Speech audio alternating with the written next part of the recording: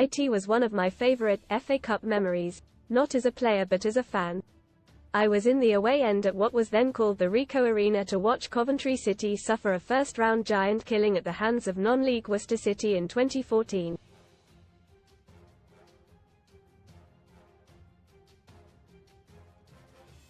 My brother Ellis, a loose cannon of a central midfielder, was playing for Worcester and I had a thoroughly good day out, shouting myself hoarse, watching his team cause a proper upset.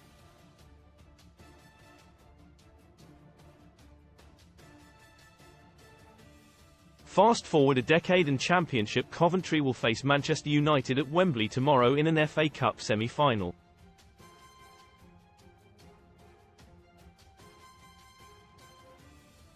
It says a lot about the Cup's special place in the English football calendar that Coventry can experience such extreme fortunes in the competition.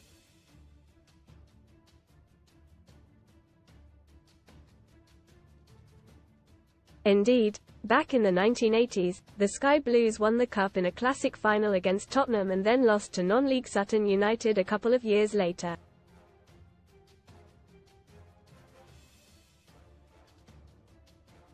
Read more on FOOTBALLI. Pixo Zidane prefers Man United to Bayern with managerial move to German side in doubt. VAN Life win a stunning VW campervan plus £1,000 or £45,000 cash from just 89p with our code Coventry, and their supporters have been to hell and back in the last decade or so.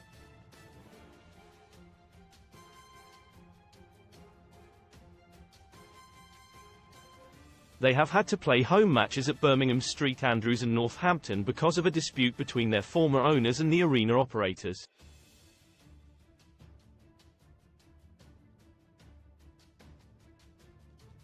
I was at Birmingham when they were sharing St Andrews and I managed to snap my Achilles playing against them in an away fixture at our ground.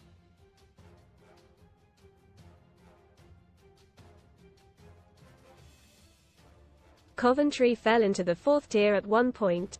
For a club which was a fixture in the top flight for 3 decades, that was a hell of a fall.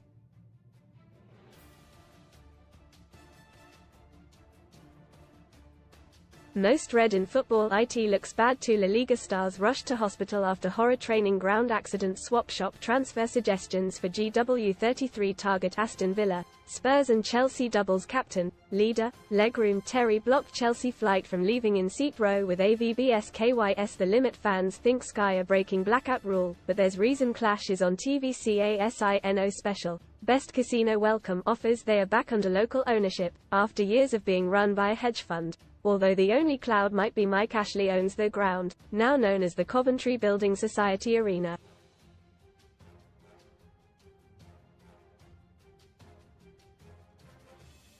Mark Robins, whose 7 years in charge make him the 4th longest-serving manager in English football, has done a tremendous job, taking Coventry to within a penalty shootout of the Premier League last season.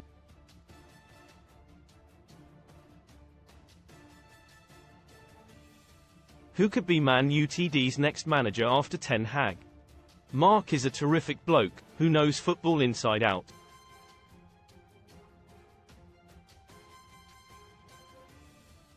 He is such a decent and generous man. He has this aura about him which makes him a big personality without having to shout and scream.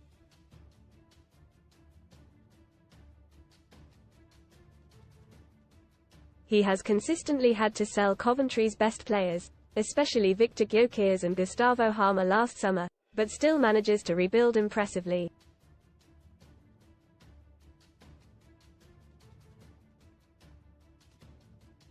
He famously scored the FA Cup third-round winner for Manchester United against Nottingham Forest to save Sir Alex Ferguson's job in 1990.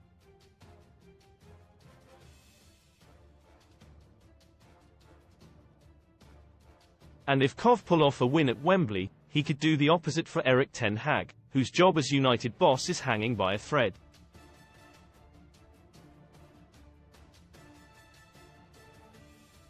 I genuinely think Coventry have a chance, mainly because you never have a clue which United are going to turn up on any given day.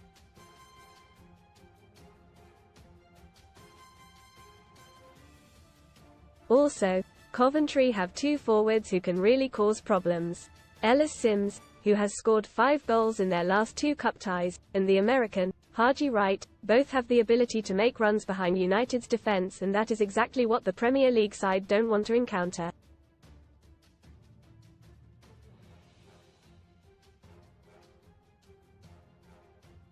Sims, signed from Everton last summer, is one of many players whose careers have been revived by Robins at Coventry.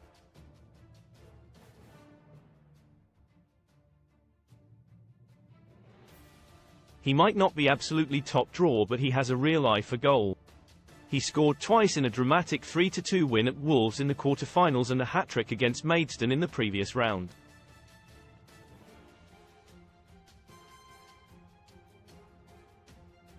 Like some of their teammates, Sims and Wright will be thinking, one big game here, and I could earn myself a Premier League move.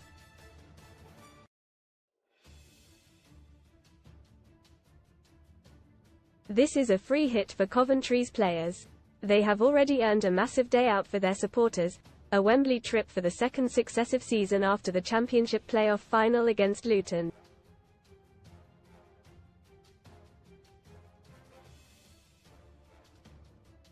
Nobody is expecting them to win, but they have a real chance. Anything is possible in the Cup, as I remember from my day out with Worcester City.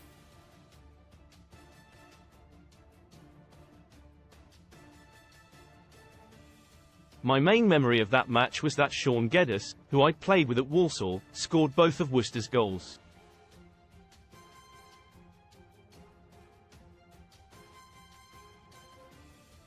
All I can remember of my brother's performance is that he got booked for a heavy challenge. Read more Sun STORIESANT on OR off.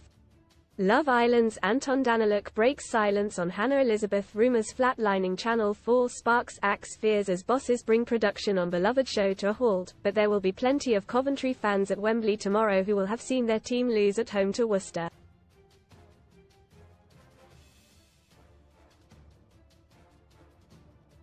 And when you have experienced bitter moments like that, especially with people like me goading them from the away end, then the good times taste all the more sweet.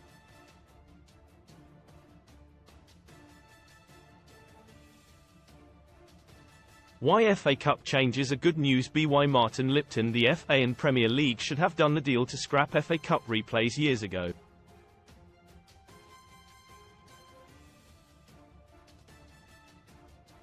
No doubt traditionalists will moan, but it is right that the competition has finally been brought into the 21st century.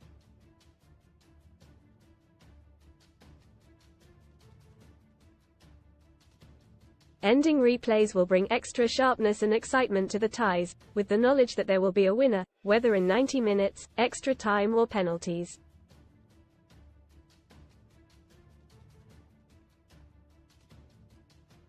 If big guns have a bad day, they are more likely to pay the price. Replays after draws give them a fallback they do not deserve.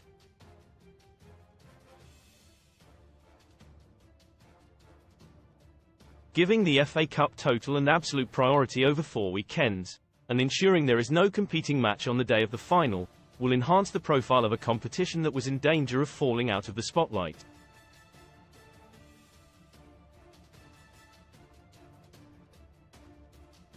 And as long as the FA ensures a better split of the prize money fund, weighting it more towards the earlier rounds, and potentially a similar move with TV match money, there should be few losers.